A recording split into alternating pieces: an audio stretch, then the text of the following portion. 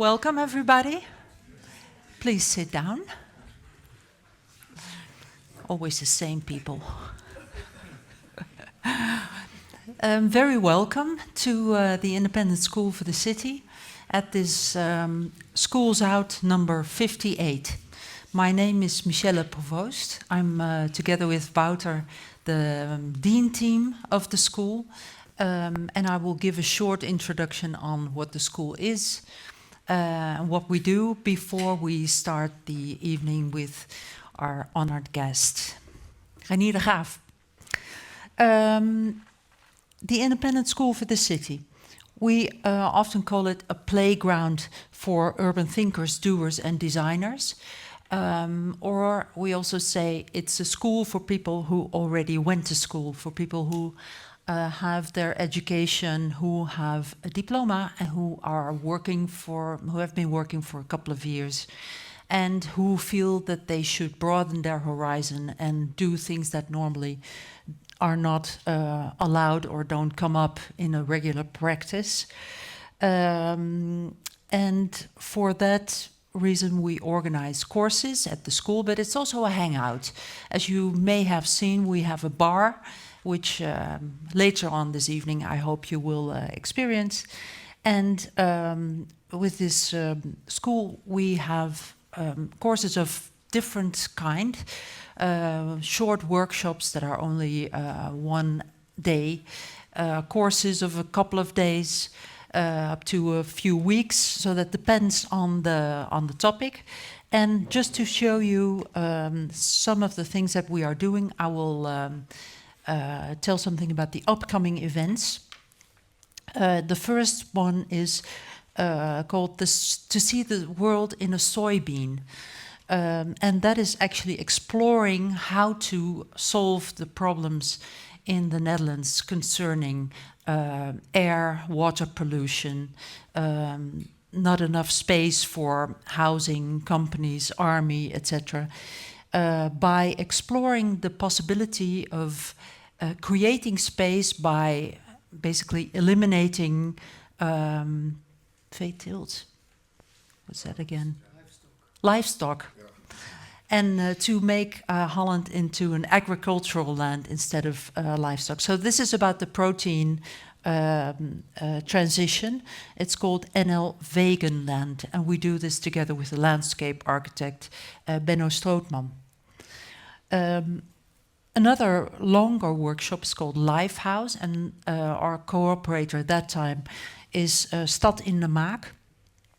It is a case for community-led property development in which it is a very real situation. This is well, you wouldn't tell because of its ruinous state, but it's actually a monument in Vlaardingen that is for sale. So together with Stad in de Maak, we're going to explore how can you change the function of this building and turn it into like a collective hub in a different kind of non-profit driven project development. And this is a shorter course that we're doing, Harbors Are for Swimming. Together with Martina Germana, we will explore the quality of water in Rotterdam and find places where people are swimming or where they could swim, and find out how the water of the harbors could change its economic function to a recreational function, thereby increasing the public space in the city by a large number. So that's also highly recommended. It's in July. This is a very short event, a film screening about Tirana and the way that architecture is changing the city and its transformation. It's a film screening together with one of the co-directors, Anneke Abalak. And we also have a public lecture by Space Populaar, which is a cooperation with Het Nieuwe Instituut, for which they are also designing an exhibition at the moment. And we have a lecture by Vikram Prakash, a lecture on non-aligned modernism. Vikram is the son of Aditya Prakash, who, together with Le Corbusier, built Chandigarh, the new capital of the Punjab. And he is looking at this kind of modernism that was not specifically imported from the West, but developed in, well, the global South, and particularly in India. And then every last Friday of the month, just as today, we have the schools out. In May, so in a month's time, we have as a guest Ellie Uitenbroek, who, together with Arif Sluis, made these books that you might know, Exactitudes. And on this page that is featured here, you see the architects. You might recognize a few. And she will talk about her role in that photographic project, which, as she calls it herself, is that of a profiler. And also in June, we have another, that's really a coincidence, but we have, just like Reinier's book is also published at Verso in the UK, and we have two other Verso authors who will be talking about homes and homes, housing, high-rises in a UK context. So that also proves to become quite interesting, I think. But today we're here for Reinier, and to introduce him and the work, the book that we will be talking about, the three of us, Reinier, me, and Wouter. Wouter will introduce him. Okay. So, thanks. Thank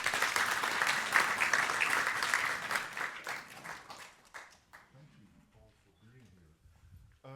This is the third time that Reinier is presenting a book here. So you could say that Reinier is a prolific representative of the publishing industry. The word industry will come back later. Now, Reinier is I just discovered that Reinier was born in Schiedam. He has, for I think now for 30 years, been an architect at, or not yet, at 30 years. He's been architect at OMA, and now he is one of the managing partners. Within OMA, there's an enormous breadth of projects that Reinier has been working on. From a timber house, which you all might know, which stands directly behind the city hall, but also projects that he did with AMO, the research part of OMA, like the En Europa, the enormous speculative study for Europe. Defined through the lens of energy production. So there's an enormous breadth of work and subjects, etc., that he has covered within OMA. Now, Reinier as an educator, he was also one of the founders, I think, or one of the people who took the initiative in the beginning of developing also a curriculum for Strelka Institute in Russia. And well, so there's all that, and then there is all this. The four books that Reinier by now has published. So I think it was in 2017 that Four Walls and a Roof came out, which was at that time a very, very surprising book, not just from the source from where it came, but also the attitude represented in that book of a kind of ironic but also brutally realistic and a reflection of the conditions under which architecture is made in these days. Then a few years later, Reinier wrote a novel, something that you can call, I think in Dutch, but I'm not sure if there's a, it's in French it's called a roman à clé. So it is a book, a fictional book with fictional characters in fictional places, etc., with fictional things happening. But there is a kind of a key somewhere through which you can discern real people, real projects, real cities, real how do you say, real experiences, and it became a kind of a parlor game. I remember like guessing and helping each other out in defining who is this actually about. So it was an amazing. Reinier also presented that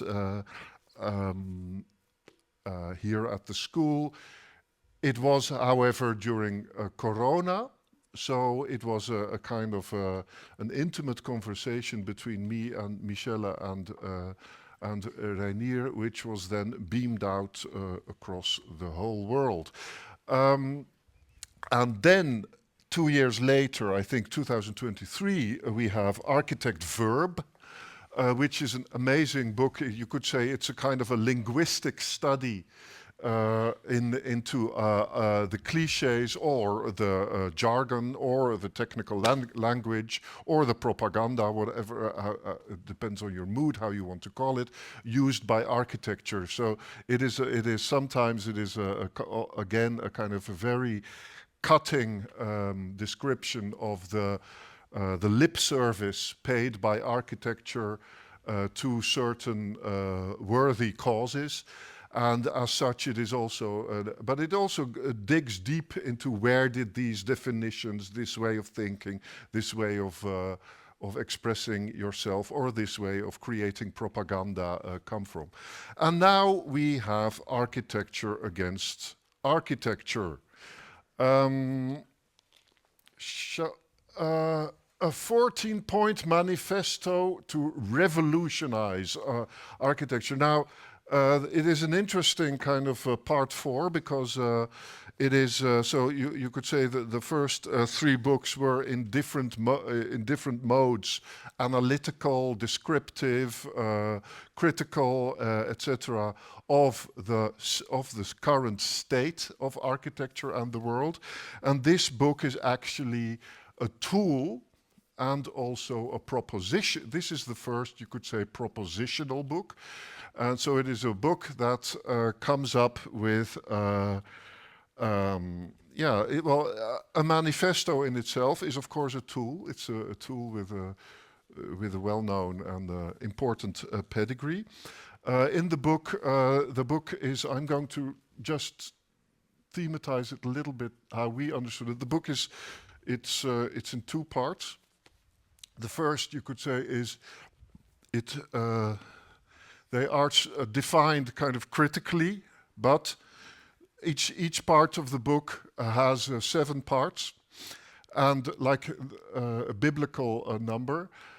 The first part is, you could say, is about architecture itself as an industry or as a pseudo-industry, or we will talk about that. So it is about the inner workings of architecture. The second part is the task ahead. So what can architecture do with things that we are facing, problems that we are facing? So the first part more or less says we or you. I'll use a rhetorical we. I'll just declare myself in solidarity with architecture, and for tonight I am an architect. So we have to reorganize our practice from within to do a better job, and then we have to realign the preoccupations that we have with the real challenges posed by the world. Now the first, so this is how to no, this is how to reorganize ourselves. We are going to end the focus on figureheads, welcome labor unions, collectivized practice, blah, blah, blah, blah, until we also end the distinction between theory and practice. And that is our way of both labor and in thinking we reorganize. And then in the second part, there's a whole bunch of challenges, worldly challenges that we need to start facing or defining in another way. It has everything to do, so we have to, architecture has to stop thinking of itself as art. We have to stop not just demolishing, but even stop building. We have to stop thinking that we can actually influence or even mitigate climate change. We're way past that. The only thing that we can do is adapt to the new conditions caused by our own stupid behavior over the past hundreds of years. And lastly, we want to cut the kind of slavish relationship that we have to our clients. Okay, so this is more or less the book. Reinier is here to answer questions and to go a little bit deeper into these things. Now, I would like some rules of the game. We are going to use a model that is often used in academia when somebody has to defend their dissertation in front of a crowd of their peers, which means hora est. That means that the moment that Reinier starts talking, we all have an hour to interrupt and to attack or to praise and to kiss the ring or to smash the, etc. Whatever it is that you feel like doing. But after 60 minutes, we stop. That's it, then we go to the bar. So that's how we are going to do it. I'm going to start with one question that does not go out of Reinier's time. And it is this, it is an elephant in the room. It is a question that has been posed so many times to Reinier that it has nearly become a cliche, and also a kind of a question that Reinier has become enormously good at not answering. So this is just to set the record straight or not straight. Reinier,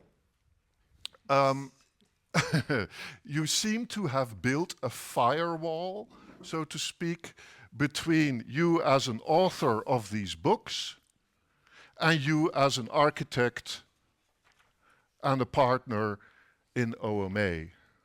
A firewall that is impenetrable. It seems as if you take great pleasure, and also you find it important to keep that firewall up. The book is illustrated and documented with an enormous body of knowledge that is with footnotes, etc. Yet there is never any direct kind of usage of design decisions, experiences, etc., that come from your practice at OMA and that are then used explicitly in the book. Also, so that is for us. It is a thing of wonder, and it is a thing of frustration to some people, and it is something that I'd like you to either again brilliantly wave away or answer as a beginning of your presentation. Thank you. Right now. Yeah, if you want. Yeah. Well, the presentation in itself is an.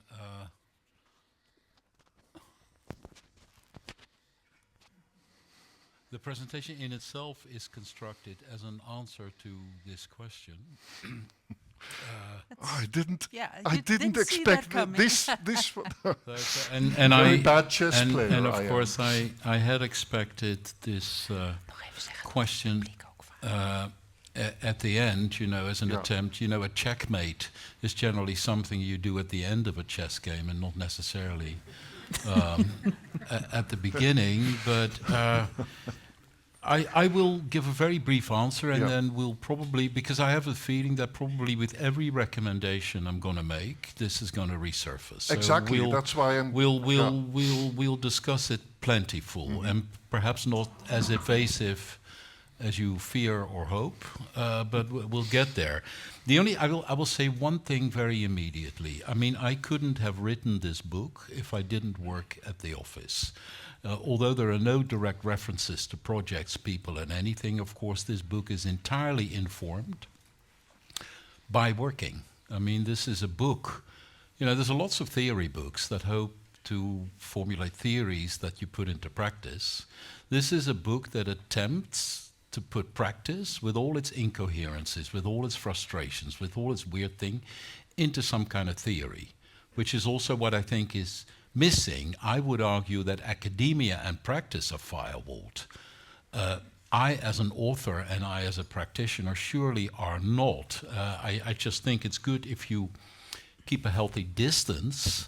And the key recommendation of the book, particularly the last chapter, is to tell us to bite the hand that feeds you. Do not fear to bite the hand that feeds you. That's what I do with writing these books, in a way. I bite my own hand. I bite the hand that feeds me correctly, because I think critical distance, vis-a-vis what we do, is paramount. I mean, there's so many architecture books, and they all gloat over the great achievements of their own practice. They're all a form of kind of silly propaganda. I don't like these books. I don't like to write about works of architecture. I never have. I like to write about the work of an architect, because almost nobody does, and almost nobody does it with a certain level of candor. It's generally left to critics, but of course critics are outsiders. They don't quite know what you know. So anyway, that's the point. Guys, just one more thing. Just one thing. Please take part. Not just now, but in general when you feel that it is needed. So this is the format of this is that I will give a sort of mini presentations from topics in the book, not all topics, but selected topics. I think a total of 8, grouped in 6, because there is actually a certain level of coherence in the book, by which more than one chapter relate to each other.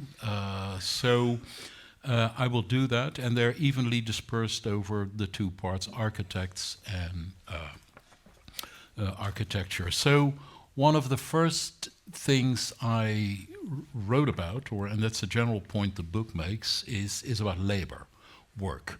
Architecture is work. There is, at least in my knowledge, at least in my experience, there is the notion of architecture as work is somewhat problematic. People see architecture as a vocation. People see architecture as a calling, as a mission. Somehow investing in excess of labor into something, and you don't quite know what it gets used for. And that also means that the rights which you typically associate with labor, and labor as a force, to create workers' rights, which are perfectly normal in any industry. I mean, the aviation industry has labor unions. Almost any industry has labor unions. And for me, the absence thereof, and the absence even of a sensible, mature discussion about it, I find hopelessly feudal, 19th century, amateurish, and everything. I always have, and I've been on both sides of the fence. Both a whinging employee and a ruthless employer. So this is an image of an architect's office, I think in the late 40s, early 50s, before the entry of computers. You basically see a factory. you see a factory that produces drawings. And one of the things I found in researching the book is that during the Great Depression in America, from 1933 until 1946, just after the Second World War, a union for architects actually did exist. That was because the Great Depression instigated mass unemployment with architects, and there was a big, as part of the New Deal, there was a big employment program which brought architects into federal employment. So they essentially became more than workers, they all became civil servants. And as such, they had a union, architects, engineers, chemists, and technicians. I mean, other professions which happily regard themselves as worker, and they were part of this. But this was, in a way, a short-lived exception. Earlier attempts at the outset of the 20th century, where draftsmen formed a union, architects consistently, even when they were employed, consistently refused to join those unions because they couldn't afford to be associated with that lot. But here, for a brief period in the 20th century, a labor union existed in conditions like this. And one may wonder, have the conditions changed so much? I mean, if you have the average, this is the working floor, I believe it's Snøhetta in New York. If you also, if you go from color to black and white, particularly, what is actually different? The main difference actually is that we don't have labor unions. We have architects are workers, mass employed, large offices. The conditions are the same. It's the private sector these days that employs most architects. But the working conditions are essentially the same. There's 2 slides I forgot to put in, and they interestingly show that, for instance, junior architects in the Anglo-Saxon world, they earn less than plumbers and bricklayers, and those are 2 professions which are a hell of a lot less pretentious. Then the book writes about a small firm in New York, Bernheimer Architects, who actually formed a labor union, again with the International Association of Machinists and Aerospace Workers. So again, along technical professions, it's quite an interesting precedent, I think. So since this is a book where I have to take sides, the thing is, welcome labor unions. And I say that for very particular reasons. I think architecture is a profession haunted by the myth of individual genius, therefore haunted by a sort of individualism where solidarity is lacking, both among people who are employed within architecture, but also among architects themselves in face of clients. And I think when labor conditions aren't good, that translates into low fees. Clients come to expect that. When exploitation is part of the competitive model, you engage in a race to the bottom where clients come to expect it. So I think in the long run, good conditions, good pay also gives you a basis to cite to clients to argue for higher fee, that our labor doesn't come free. So I think, yes, there may be opposite sides, there may be a negotiation that takes place, but ultimately I think unions may be in the interest of the emancipation of architecture as a profession and as a lobby for their own good. And again, labor unions are a fact of life. They're a normal 20th century phenomena that have somehow magically passed architecture by. I think the attempt to unionize at Snøhetta was discouraged in New York with the argument like, we are all a very happy family. This union didn't materialize. I hope we can put this behind us now and continue to operate in a very consensual spirit. I mean, the statement alone is cringeworthy and it says a lot. So that's labor unions. Then the next thing is ownership.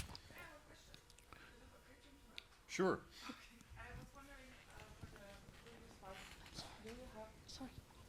Thank you so much.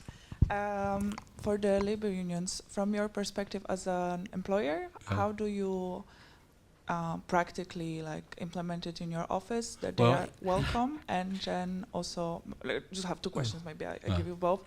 How does this happen in the Dutch context? Like, what are the, I think that if you research, like my question is if you research also the Dutch context and how that can work here, and if you have any practical experiences with that. Yeah. As an employer, you don't organize labor unions. I mean, that's the essence of labor unions. Is that? Yeah, well, you don't organize, so we don't start labor unions as an employer because it would immediately make it a toothless animal.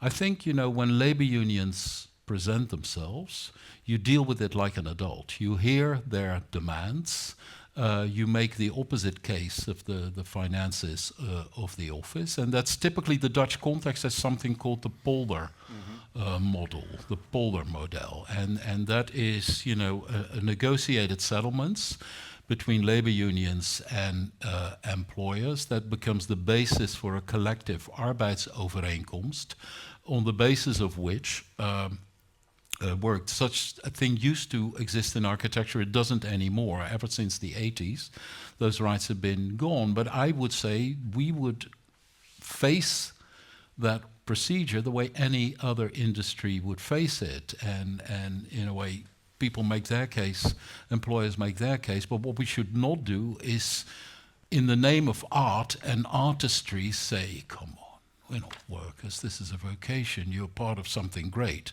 Because generally the something great you are part of, and that's another part of the book that we skipped, the rewards of that are reaped by very, very few. I mean, most people that work their ass off keep working their ass off in the hope of God knows what. So I would say that I'm just writing the point that unions are a normal fact in every industry. Why are they not in architecture, and why would that be strange? Because I think there are benefits associated with it. The next part is ownership. Of course, if you all own an office, you don't need a union anymore because you're all equally fucked. This is Chris. I met Chris decades ago at a symposium in Yale, and he presented the model of his firm. In his firm, everybody was an owner. Everybody was responsible for their projects. They all took decisions collectively. It was viciously fair conditions, as I recall. And whenever somebody decided to leave, of course, there had to be a financial settlement of buying them out. But whenever somebody left, they had a leaving cake. A leaving cake dedicated to the place standard. So I had this, and this is 2000 something. At the time, Oma was somewhat of a different animal than it is today, and I sort of closed my eyes and I thought, this is wonderful. This is an implausible version of heaven, and I live in a very plausible version of hell. How does this work? I mean, and I closed my eyes. I drifted away in a condition of sheer delight until I opened my eyes and I saw this. And that dilemma then presented itself. Is the price for viciously fair conditions, is it viciously mediocre architecture?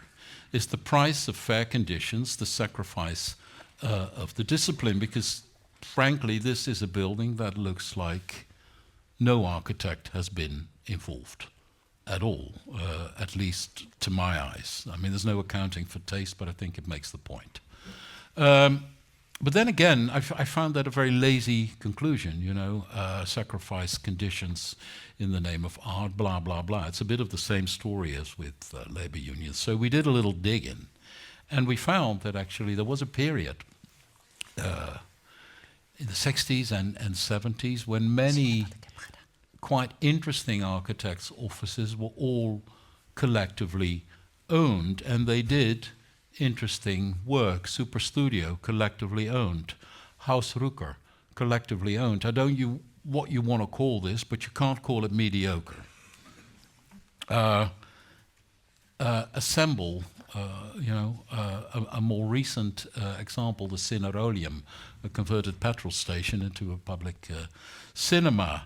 And to my interesting thing that even the firm, which is quintessentially associated with signature architecture. I mean, after Frank Gehry, the most signature office there might have been, equated to the signature of a single talented woman who is no longer with us, is meanwhile a collectively owned firm. As you can see here, it's a 500 people firm. It's bigger. It's twice the size of OMA.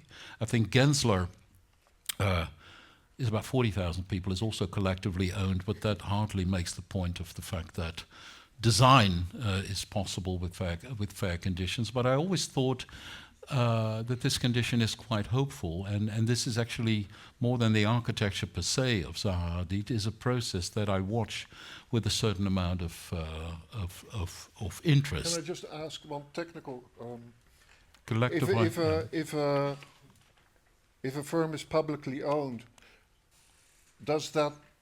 is that not sometimes also a way, or is collectively owned? Is that sometimes not also a way of denying the people who work for the firm rights that they would get as a salaried, unionized member? I don't think so, because I mean those rights are there. Those conversations will be there, and of course there's lots of complaining, even in collectively owned firms. But I find the model interesting per se, particularly because architecture is so equated with certain individuals who have the inspiration, and then mere mortals make that inspiration come to fruition. That I find the thing, and it's an unexpected thing. The interesting thing maybe to say here is that it's particularly prevalent in the United States and in England.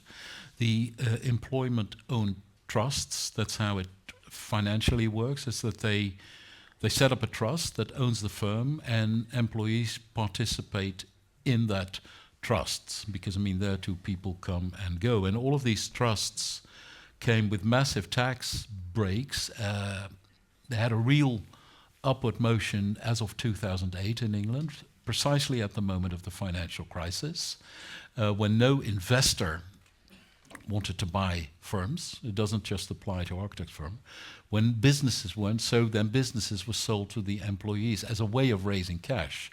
And for me, that is also interesting, is the two quintessentially epicenters of capitalism, conservative Britain and the United States, that market economy embraces. They default to socialist models the moment the market economy falters, just like the New Deal was, etc. And that I find an interesting aspect of it. It's somewhat harder in the Netherlands, by the way, which you associate, as a bit more of a, well, maybe in the meantime also not anymore, but at least not as rabiately Thatcherite as England still is. Here it's much harder, we found.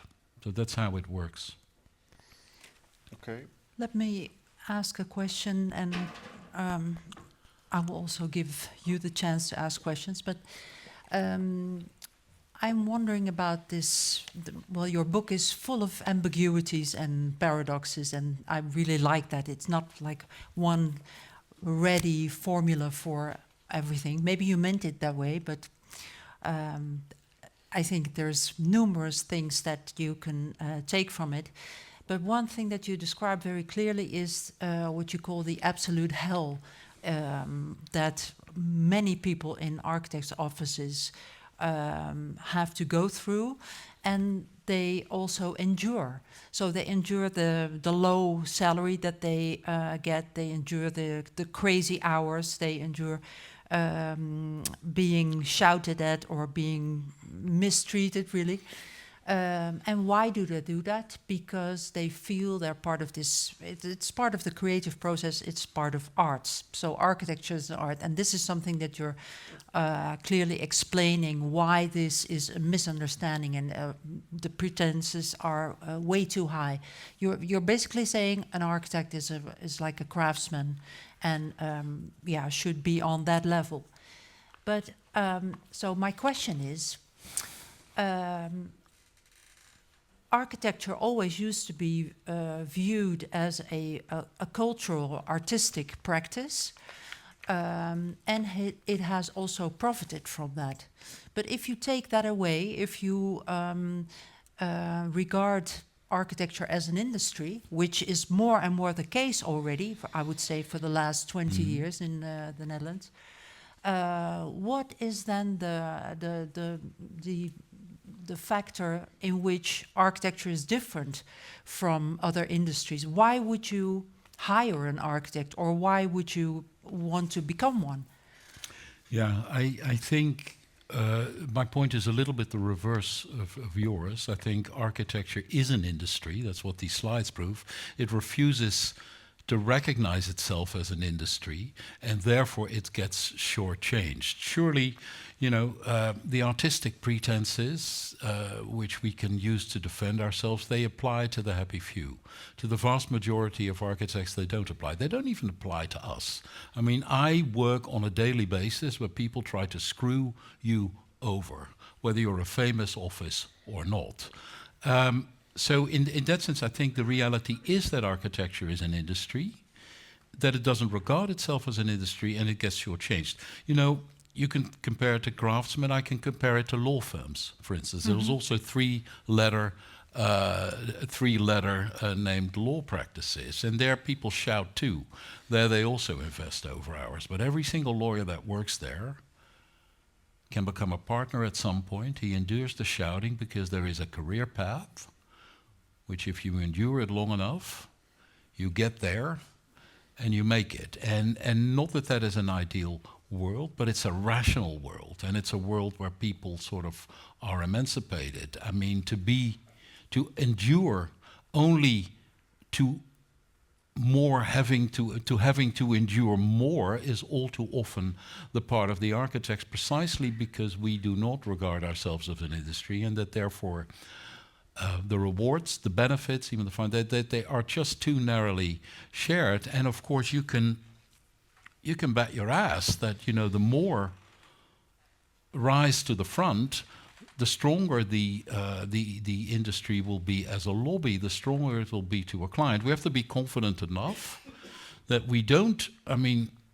just give our artistic pretenses. You have to assume that an architect gives something that without an architect would not be there, that has value, that the thing has value, not necessarily the pretense has value. And clearly, I think, yes, we would lose anything you lose is scary. We would lose the pretense, scary. But I'm sure that there is a world to gain for this. I really, really think this. And yeah, you came up with how do you solve this conundrum of the mediocre architecture? For example, there are, of course, firms that have been extremely strategic, tactical, professional in growing themselves as a corporate industrial a player like ACOM or Sweco here in our region. And of course, the payback there is, the price is that ACOM has to say yes to everything. They cannot. Their business model, just like any other service industry, is based on a consistent a client base, etc., which of course means that the adversarial relationship between the architect and his client, whether you call that artistic or not, I mean, it is the adversarial model with the client is of course something that your own office, even long before you were there, has more or less made into into a style. So how is that something that you are willing to give up? That kind of autonomy? Do you think that is part of this growing up? No, no, those are two different things. I think you mentioned AECOM, that's an engineering firm, essentially. They have diversified to the point that they're also a consultancy. I think it's FACO likewise. I think of practices like maybe SOM, maybe HOK. I think those are the anonymous three-letter practices that are most like law firms, and they're big. I think, and bigness creates dependency, because the more people you have on the payroll, the more people you have to feed. And it's, for me, quite paradoxical that the drawbacks of large size and the dependency created by a large is almost identical to when you have a small size. But the point I make is irrespective of size. I think there is another chapter in the book, which I'm also not presenting, where there is the Japanese architect who says no. Basically, she has something that with a 300% budget overrun, and I think it was a Russian client asked her, could you make it slightly smaller so that the budget overrun is slightly less? And then there was a long dialogue back and forth with her translator, who was also an architect. And it's in Japanese. And then after the deliberation, she came back and said, no. And there was the wonderful blessing of the fact that she didn't speak English. You can imagine, you don't speak English, so you're not held, you don't have to argue your case. You are Which Japanese. in fact she did, no? Didn't you write that in the book? That it turned out... She spoke English perfectly, but as a Japanese, you have a more credible denial of not speaking English than as a Dutch person. So it worked, but it was a conscious approach. That was the thing. I don't explain my work, and the implicit statement of that is I'm an artist. But I think if that's all that is effective, I was very envious, just like I was envious of Chris. We went there, yes, we can take your recommendations on board. In fact, yes, we can do it. And then, via kind of judo, turned them into something that we would like to do. And there was a mesmerizingly clear approach, but I think also that approach is finite over time. I think we have to get to a point where the work can be argued, shown, and stand on its own merit, even if it creates the budget overruns. When people spend more money than they wanted, which is also, by the way, a common factor in other industry. The clients pay more than they had intended to, but they know what they pay for. Architecture is a value proposition in the end, and here again, we know, when we know about money, we generally know how to make cost cuts to make buildings cheaper. Then we leave the scene, and then buildings assume a life of their own. They're sold double, triple, quadruple the value, and the whole revenue side of buildings flows into the pockets of developers. It floats into the pockets of real estate agents, bankers for doing nothing but just putting up the money, and even contractors make relatively little money in relation to the money cycle of buildings, and architects make the least money. So there is a value proposition in architecture, and I think that's a more robust argument to make than say no. How many people can say no? It was funny at the time, but you can only say no so many times. So that's.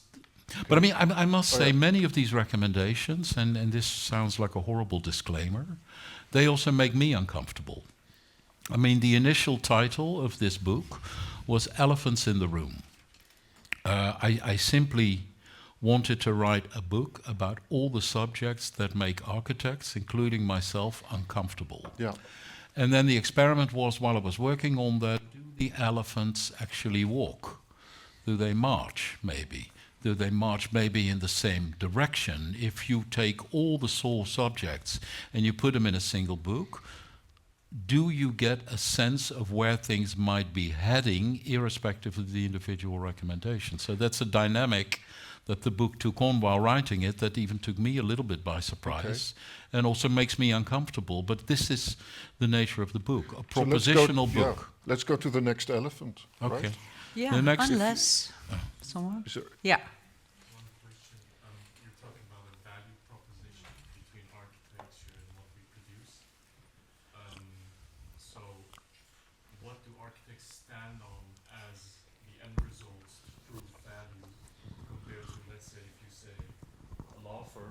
whether you win the case or not is your value. But if you're an architect, what's this, let's say, what value do you have to hit? Is it just a roof over your head? Or where do you see the value come through? So maybe the developer is happy with mediocre architecture and happy to pay less for it. Yeah, or not. It's a very tricky thing, because at least if I'm a doctor, I can sort of maybe help that somebody doesn't die. You know, that's a clear value proposition. If I'm a lawyer, I can get somebody out of prison. It's a very clear value proposition.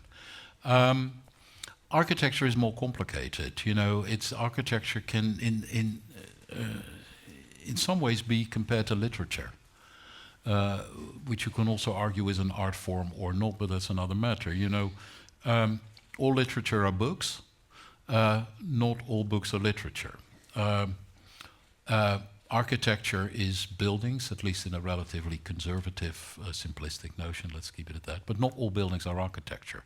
So what is actually the difference? And I think architecture as a level of consciousness and conscientiousness that in the end creates more durable, better, more quality buildings, and also buildings that even in the 21st century turn out to be financially beneficial, very, very often, appreciate value quicker than shit architecture. They are, as financial propositions, more enduring than shitty architecture. So I think you could even, you know, you have to put a number to anything these days, but I think it's even possible to put a number to that. An architect can get you approval for a project that you otherwise wouldn't get approval for. That's still the regard architects have, not necessarily as artists, but as professionals, as a guarantee of quality. But I think it's also well beyond that. You know, it's well beyond that over time. The buildings we remember, we tend to call them architecture. So, please wait until you get the microphone. But for you, that's a given. Oh, okay. Okay, shall we get to the next? Yeah, let's, because we're never going to get through this. Yeah, no, we won't. We won't. But And I have so many elephants. Authorship.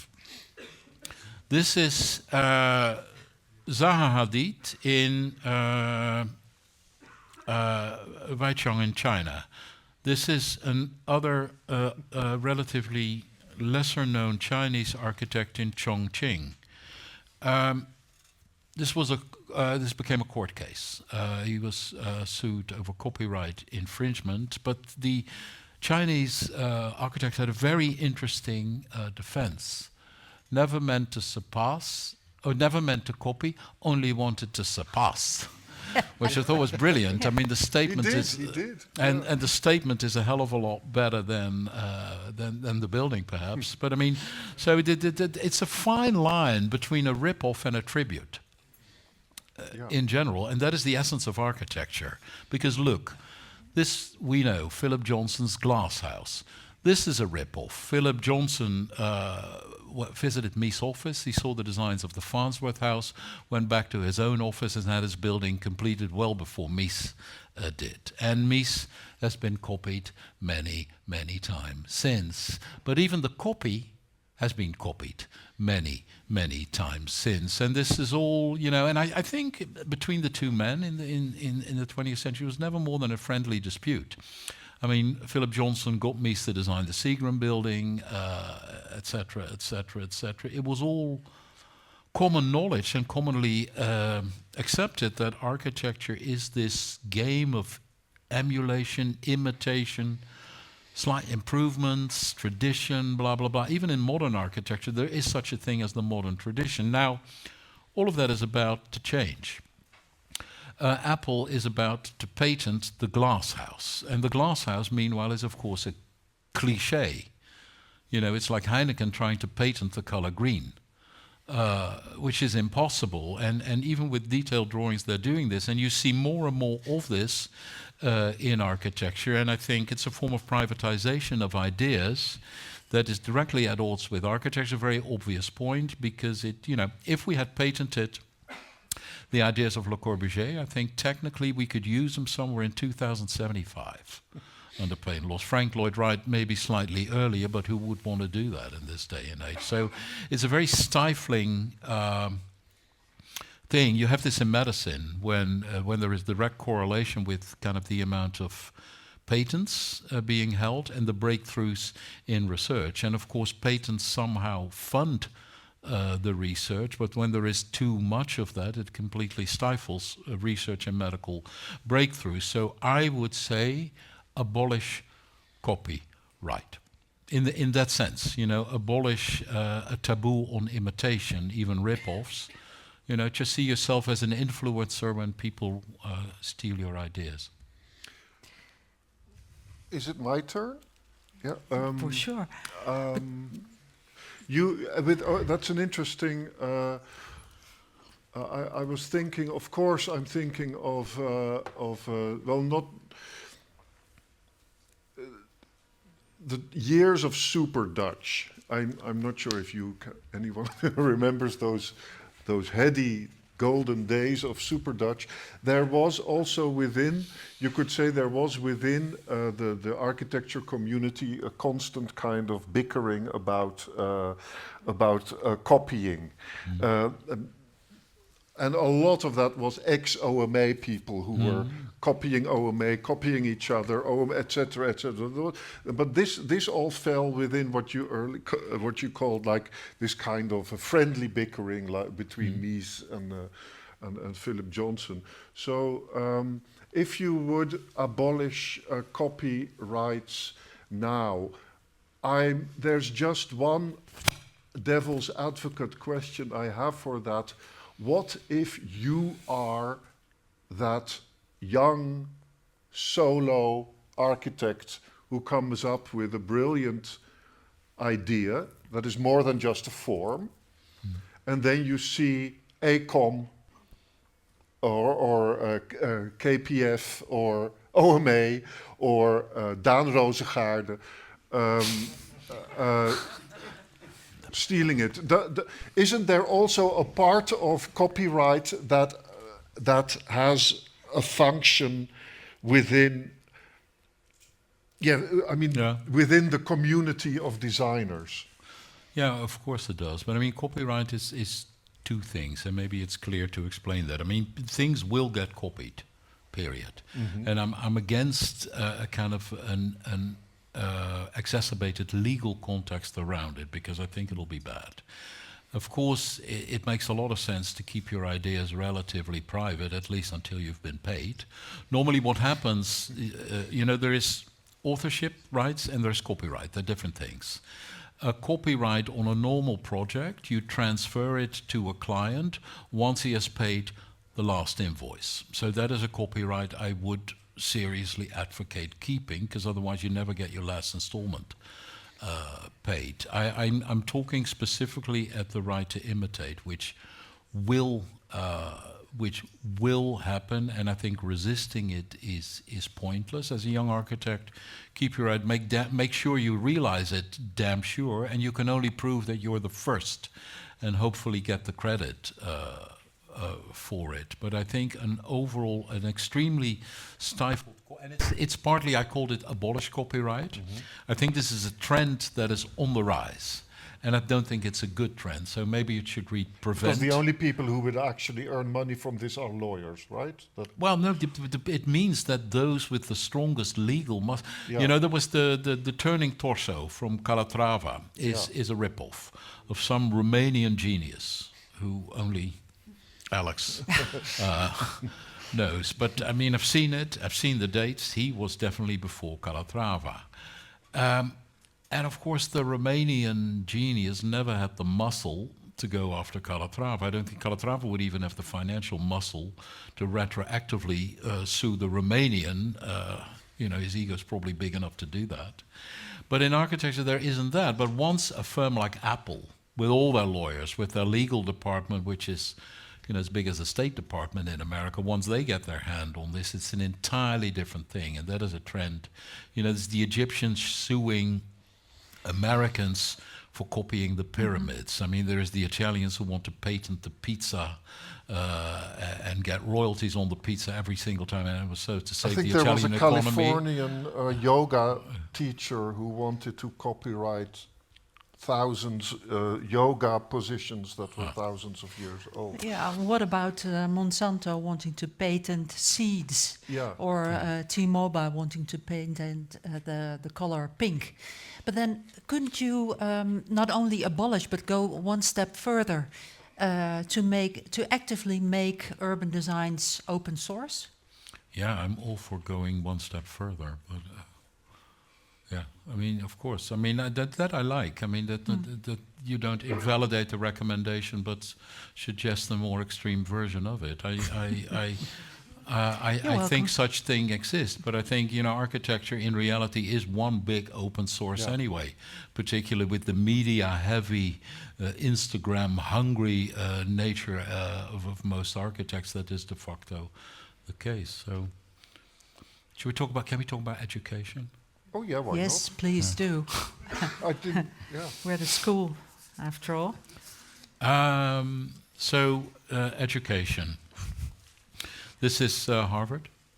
It's an American Ivy League university, as there are many Ivy League universities. Those, We are crimson. yeah, wow. Harvard. Yeah. Somebody might sue you for copying. I know. Anyway, this is. There are many universities like Harvard. They have architecture departments, so they say. But this is what these architecture departments teach. Sorry, I have to. Architecting hippocampal plasticity through spatial complexity. Gender-sensitive training for inclusive placemaking. Blurring binaries and binding gender. Gender, cities and descent. Gender, spaces and modernity. Queer-aided design. Plants and placemaking. Heritage and placemaking. Digital placemaking. I still to this day do not know what the word placemaking is and means. It doesn't feature in the dictionary. Microsoft Word underlines it with one of these nice red lines, but it's a very established Can I thing, just evidently. say, there's a brilliant chapter in Architect Verb wherein Reinier unpacks his not understanding of the word placemaking. It's one of my favorite chapters. Thank you. Sorry, continue. Inclusion in practice, inclusive design and public health, othered architecture, coloniality, subject and space. And anyway, you get the point. A kind of activism that is very often against something, but you never know what it is for. But nevertheless, it's a very emphatic activist atmosphere, at least in these titles, and then this is what that atmosphere, that activist atmosphere sort of looks like. I mean, teachers with their students leisurely passing time in a made place, something, and this is for me curious. I mean, joking aside, increasingly universities have these courses. Then people graduate and they do a PhD with a similarly esoteric title. Let me try and formulate it politely. Then they get a PhD, and with that PhD they become a professor at the very same university where they passed their thing. So it's a very incestuous circle of people teaching architecture, which is essentially a discipline of the operational, without ever having been operational, without no taste of practice. So here my recommendation is this is like a cultural revolution. Like in a way Mao sent the intelligentsia, which wasn't susceptible to communist ideology, to work with the farmers in the fields as a form of practice, as a form of re-education. There's a wonderful Chinese poem. The chapter ends also on a poem. So my proposition is only a year, of compulsory work on a construction site for students to be able to graduate, but also for teachers to qualify as teachers. And it's called Flourish in the Field. No more and no less than 1 year. Put on your hard hat, wear your gilet jaune, Lace up your steel-toe boots. Accept the instructions you're given. Quietly go about your work. Take pride in every brick that is laid, in every window installed, in every floor completed. Never forget who you are. Cherish the anger at those who reap the fruits of your labor. Nurture that anger. Let it fuel the courage to revolt against all who keep you in poverty. Arise, ye architects, from your slumber. Which is from the Communist Manifesto. So that's my proposition, a bit of real activism in the context of pseudo activism. Yeah, that's one that really fits well with our school, because I think in the observation that you do, that education is, well, we're talking about a firewall, is very much out of touch with reality oftentimes. And yeah, I think that's what we're also trying to do here. I got this, well, it was very inspiring to us, and we already are planning a course together with a contractor open to architects to work as a kind of an intern in this contracting firm. I haven't told you yet, but we're doing now. But I got a text message from Nanne de Rue apologizing he couldn't be here, with sort of that he was already doing this like many other things. So there you go. That's another elephant in the room. Like, how should the architect expand, maybe become a project developer or a contractor himself? But the thing that I wanted to ask you is, you are talking about these educational programs as always being against something, but there have always been also been schools that were for something, and also using this working in the field to actually accomplish something. And since we were sometimes called a fucked up Bauhaus, I thought maybe you can explain what you found inspiring in the Hannes Meijer period of the Bauhaus. Everything. Really, it features in the book clearly everything. You know, I think some of the most beautiful architecture ever made is very often the result of a lack of effort, or a moment when you don't know whether it's the product of extreme effort or no effort at all. And I have a huge fascination. I mean, there's a chapter about Plattenbau, you know, where architects were anonymous bureaucrats designing concrete systems, and I find that aesthetically very fascinating. I also find it very fascinating how, you know, if you take the Neue Nationaal Gallery of Mies van der Rohe and you would paint the roof red, you'd have a petrol station, you know. And Les Extrêmes Touches, I find that very, very fascinating, how there might be art in ultimately art in simply going about your work in the most diligent, monastic manner. And I think that there is a reason why we like certain architects and why certain tastes keep appealing to a certain amount of beauty. And Hannes Meijer, of course, he was the most left-wing, the most communist of all Bauhaus directors, clearly. So there was that ideology in there, but I think there was also the secret pursuit. There was an aesthetic pursuit in that method, and I find that very, very fascinating. And I find a lot of his stuff weirdly beautiful. You know, Corbusier, he had a fetish for the ocean liner. And of course, the ocean liner there is no architectural effort in the ocean liner.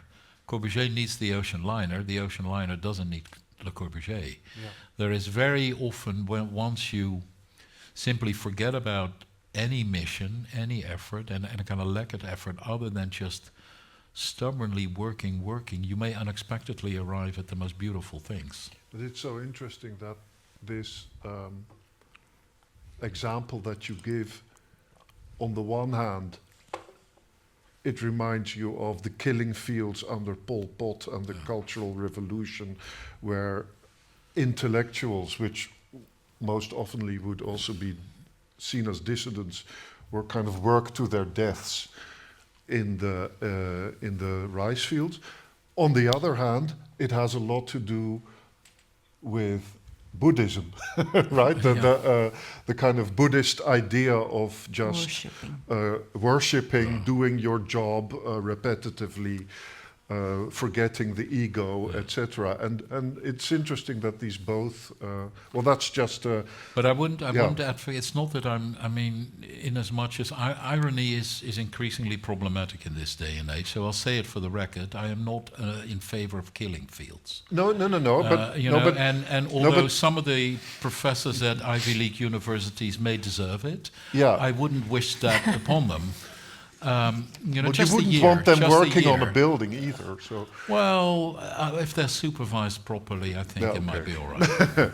No, but I'm not saying that it is more that this there's a kind of a tradition of thought behind this idea of architecture, the effortless, which also, well, we've talked about that a lot, too much, about the work of Karel Weber, who also kind of combined this tradition of Plattenbau with a nearly empty-minded or empty of ego attempt to make an architecture that looks completely self-explanatory. Yeah, and appreciated 40 years after the fact. Yeah, True. Because I mean, what I see now, paperclip and anything, they sort of register as masterpieces. Well, at the time, people cried wolf about them. Yeah.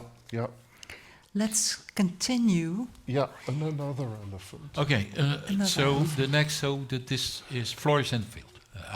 Architects, the second part is architecture, construction. This is the city of Quilamba in Angola. It was a city designed for 1 million inhabitants, built by a Chinese contractor, probably designed by an in-house architect of the contractor, and this city was supposed to replace the slums in Angola. Angola is a very interesting country. It's one of the poorest countries in the world. Luanda, its capital city, is one of the most expensive city in the world. So there's clearly something. Then that asymmetry panned out here. It was built for normal African families. It remained empty simply because of a mismatch between the price and what people could afford typically in Angola. And the slums that it was meant to replace emerged around the edge, and then there was a massive government-subsidized program to fill up the city, mainly with civil servants. But this was something exported from China, where similarly, Ordos, massive cities were built. And normally a ghost town is something that was once inhabited, now deserted. These are cities that were never inhabited. And they're simply completely new built, almost like a pristine, life-size real estate model, completely without, well-kept, completely without inhabitants. The idea was that real estate is an investment. And it's an investment that pays off regardless of whether people live there or not. If you maintain it nicely, as long as you can sell an apartment you own for more money than you bought, that pyramid game works. And I think there are estimates that there might be 1 billion empty homes in China like this. Of course, the figures are never clearly admitted, but this pyramid game worked for the longest of time, was even exported to parts of Africa, until it didn't. This is a couple of years ago, the fall of Evergrande, the largest property developer in China, which was made to go bust by the Chinese government. Property is to be lived in, not to be speculated on, and that was the end of it. So that's a pyramid game, finite over time, and that was the property crisis in China. We've had a similar thing in Europe. In Spain, shortly after the financial crisis of 2008, large areas of newly built homes never inhabited. In Ireland, an area, suburban homes, massive suburban expansions, never inhabited. And this exists too. Now, the interesting thing is that all of these countries, particularly European countries, have massive housing shortages.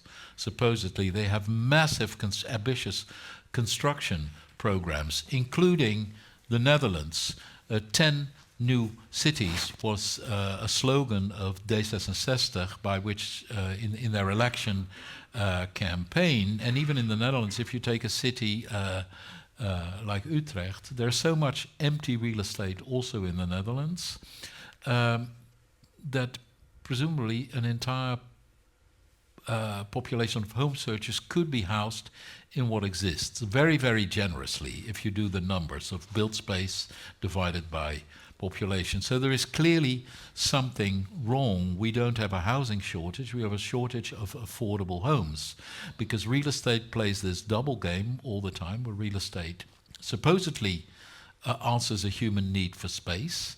It is ultimately a financial product where money, particularly in a time of very low interest rates, is seeking a return, and as long as that difference isn't properly recognized, we will keep on building.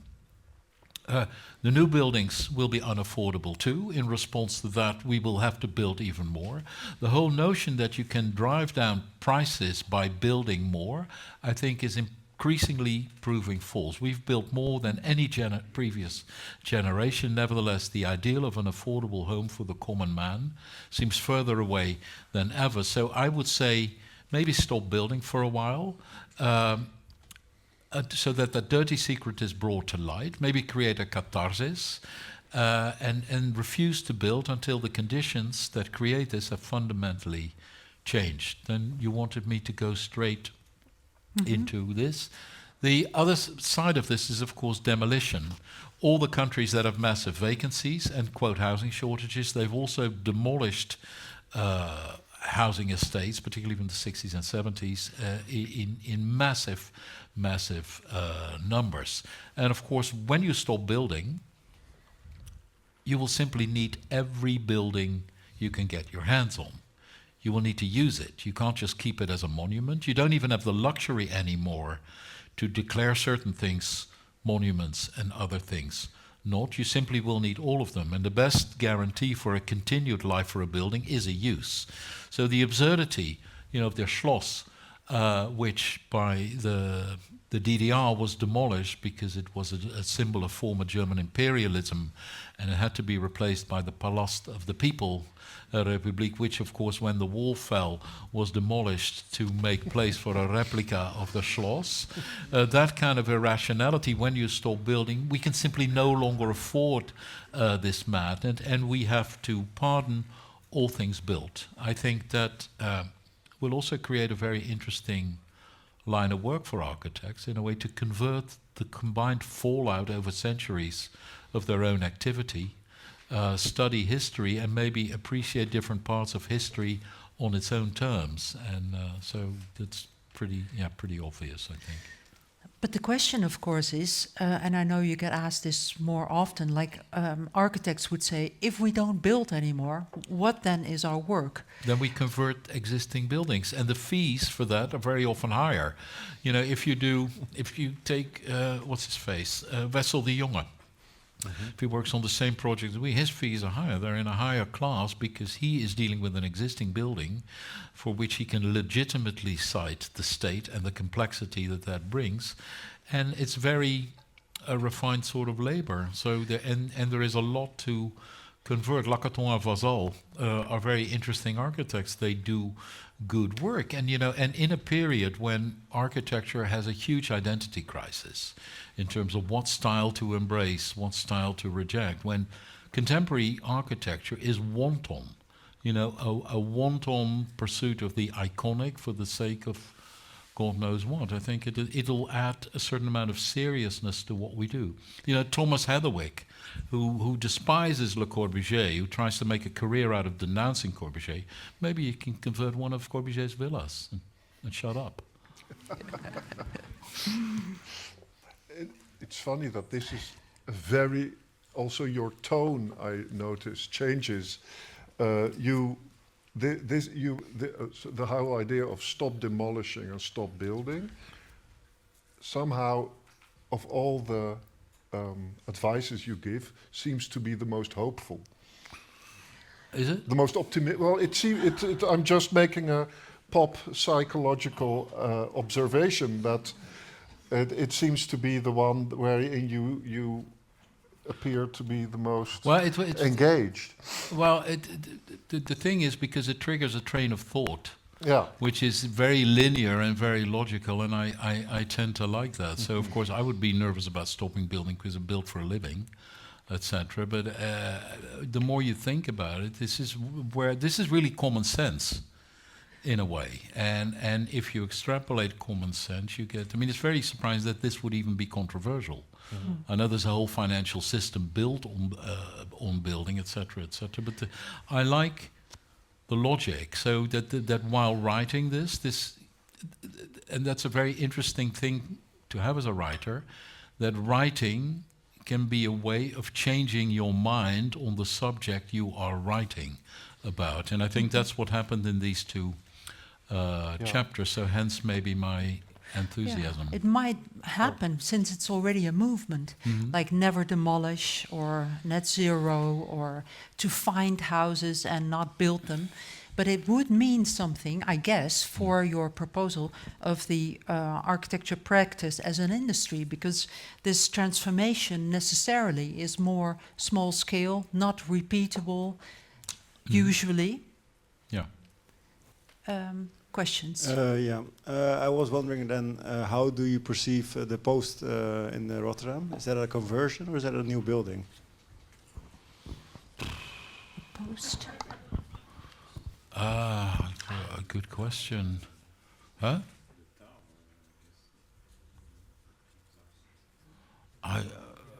Can I decline comments on individual cases, please? It's, I think I can. It's a very, very good question, but maybe I'd answer it with one of our own projects because that seems more chic.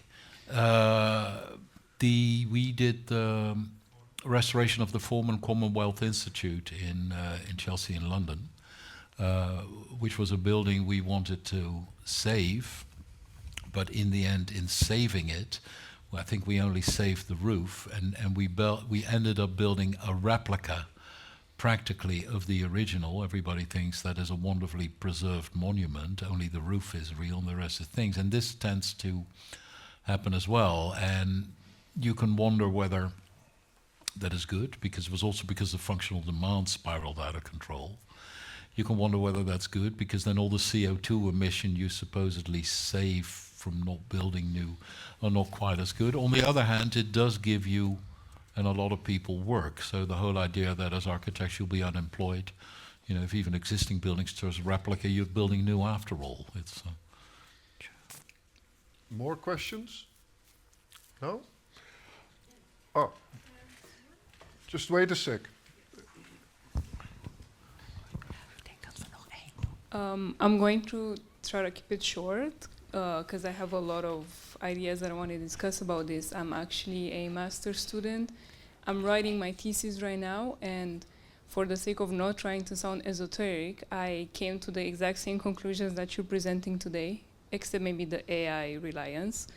But from all of the discussions and the points from the other people in the audience today, I think one of our biggest issues then is the issues authorship and what that means to be an architect, because just like you said a few minutes ago, the idea that you don't have an immediate result to what it means to do architecture kind of latches people on this authorship obsession, like, oh, I created this, I built this. So I think this sense of being hard to reuse building is because it's not yours. You cannot claim authorship. Someone else did it before in a different type of politics.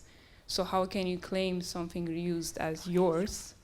Which at the end of the day, to me, kind of goes back to education, because I have this insane issue with all of my teachers is the obsession with the star architects and the obsession with us having to aim to be that.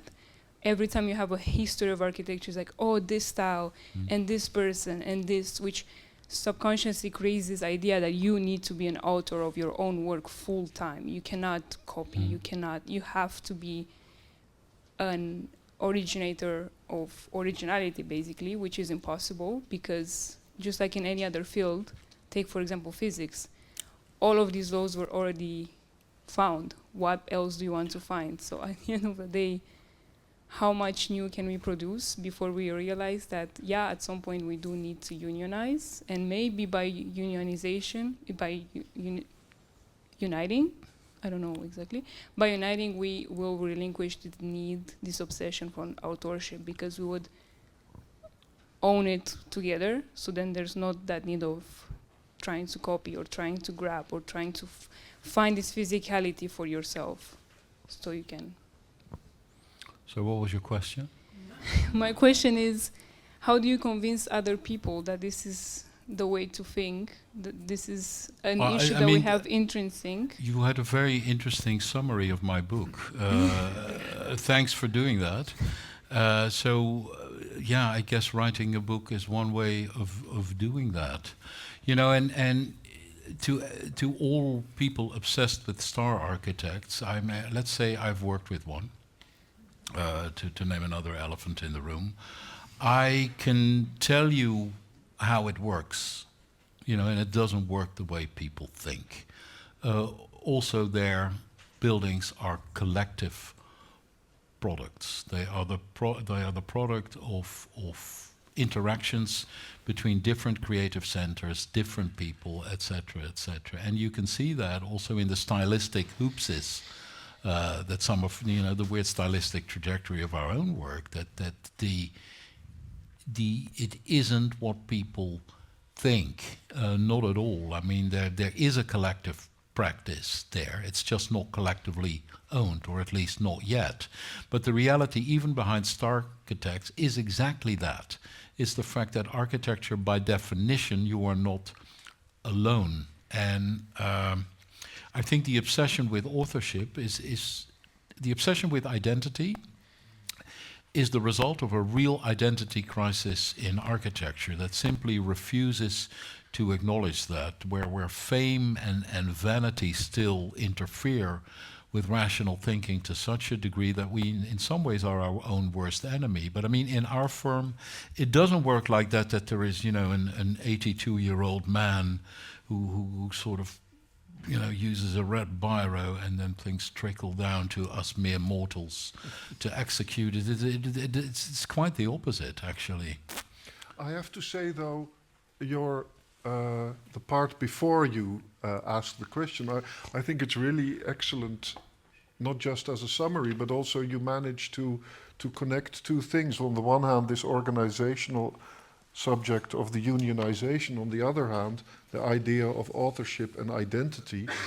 And I find it really hopeful that you are thinking in that way, because it does, I mean, that is a real way of finding of originating form. Yeah. You know, that you kind of create a new relationship between the way that the labor is organized and which kind of form comes from it that is not kind of meme-like original. So thank you for that. Just something occurred to me as well. I've worked at the same office for 30 years. That's unusually long, I think. Same employer. Later got to, you know, moved up the ranks, got to co-own the firm in present state. But one of the things I noticed that the more you, let's say, accumulate seniority, the more your role shifts from a producer, i.e. a creator, to an editor. And that a lot of the function of the more senior cadres, even in star architect's firm, is a form of editing, is a form of tactical judgment informed by experience as to what may fly and what may not. I mean, there's a certain level of overproduction in offices like that, and that is the work process. It's a kind of short-sighted suspension of a critical dimension in the beginning, where you shoot boop, boop, boop, boop, boop, boop, and then show you the critical dimension take the forms of editing. It's not there from the start. No, that's a good idea. So it's in a way, the inexperience, therefore, or also of junior cadres, is a perfect way to avoid procrastination.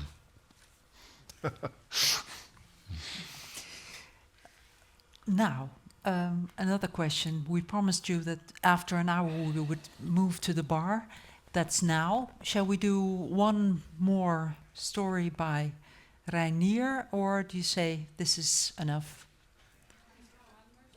One more. One more? I can go really, really fast and just explain what is there. And we... so permanence, this is a very simple one. This is The Prentice Hospital by Bertrand Goldberg. It's very interesting. This was an architect devoted to perfection of a single type, the hospital. And with this hospital, he claimed to have ended all hospital design, or the need therefore, after him. This was the perfect typology. All other architects needed to do was come by his office, get the blueprints, and build the same thing. Now that in a matter of decades, that hospital was out of date. It was already practically out of date by the time it went from inception to completion. And this is a thing, a curious thing. The life of a building in, the 16th century was like 300 years. In the 19th century, 150 years. In the 20th century, 100 years. In the late 20th century, 50 years. In the very, very late century, even something like 25 years isn't unusual. So it is logical to assume that in the future, the lifespan of buildings will be negative. That buildings will be obsolete upon completion, so that therefore designing actually doesn't mean, of course it means creating the building, but in tandem, how do you get rid of it? How do I foresee that whatever I do will be late, will be too late? What do I do? And that, I think, that's a reality, because you would think the opposite. The more modern, the more state-of-the-art, the more up-to-date, the more useful. But actually, the more disposable these buildings become. And we keep treating buildings as though they are permanent. We keep building them as though they are permanent. And demolition, I think, constitutes for about a third of all global waste. So there's a massive environmental component into that. While most buildings are an assembly of layers, but simply refuse to be that. So I think that the Vitruvian triad of durability should be shifted, and that in a way this should be the new architecture, Parthenon, that is built with the express purpose in mind to be removed. That would be very good. Why? Sorry, I'm just carrying on. Because we are entering, we have entered an age of climate change. This is the Paris summit. You see politicians happy about an agreement. The larger the smile on their face, the bigger their contribution to CO2 emission. And every new climate conference starts with the honest admission that the goals of the previous conference weren't met. So the world will continue to heat up. Climate change will be exactly what it professes to be, change. So there was Al Gore at the outset of the 21st century with this map, Inconvenient Truth. So global areas affected by rising sea levels.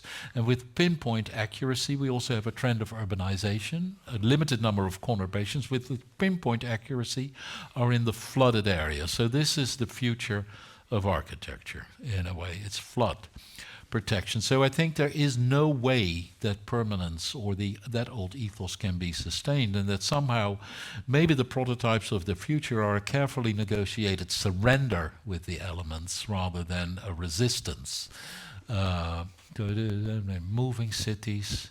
This is a kind of temporary city of 200,000 people for the Hajj near Jeddah, the most sustainable city in the world, simply because it's not sustainable, or niet duurzaam, but it's expressly, it can be taken away without waste. And then the disposable, when you do it without waste, becomes strangely sustainable. And the word duurzaam in Dutch takes on a weird charge. Mm-hmm. So adaptive climate stop changing to mitigate it. I have one more. Yeah. Yeah? Sort of, this is a sort of... it's about power. I never know whether to call this politics or power, but I guess power is the more honest, frank term. 1991, the book of Francis Fukuyama, The End of History and the Last Man, written at the time the Berlin Wall fell, the Soviet Union fell, and the world was presumed to become one level playing field with the liberal democracy as the last form of government everywhere. Now, meanwhile, walls are going up again, and not just in Berlin, but pretty much anywhere. So the world, presumed to be totally democratic, never quite became democratic. The world is maybe an amalgamation of three systems. Democracy, there you have elections. Non-democracy, I call it, it's dictatorship. In a dictatorship, you don't have elections. And then there's a yellow category called pseudo-democracy. There you have elections, but you know the outcome in advance. And that's a very successful category. You see established democracies defaulting into pseudo-democracies, but it's also a veil for dictatorships to appear democratic. So this could be the future of the world. Entirely a pseudo-democratic thing. And you wonder, what is ultimately the difference between a democratic government, supposedly, that lays its hand in a private tech entrepreneur, and a governing royal who rules, a hereditary ruler who has an obsession for tech? The urban outcomes are remarkably similar. This is Mohammed bin Salman view for Riyadh. This is Trump's plan for the Gaza Strip if he gets his way. I mean, there is ultimately very little difference. And the tragic conclusion, if you take that to an extreme, you know, there's always lots of criticism. Where do you work? Where do you not work? For whom do you work? For whom do you not work? And that, I think, cherishes the strange illusion that there might be morality derived from where you work, for what system, if you work, if there are no more good and bad countries. And I was very nervous of writing this at the time. And I wrote this a little over a year ago. Meanwhile, we see a world developing where I wonder who the enemy is.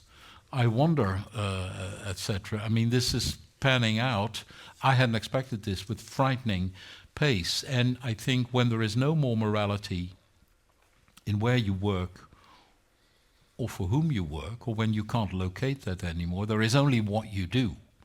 And that there is only then morality in how you do your job. And in that sense, and of course there's plenty to do, but this is where I would say bite the hand that feeds you. Have a little bit more of a collegial attitude as architects, because when you're a large enough community with a bit more solidarity, with a bit more unionization maybe among architects, maybe you can be a force of limited source that tries to be a force of the good, even in the absence of patrons who will protect you, because these are none anymore. So that's the book, that's the thing, thank you.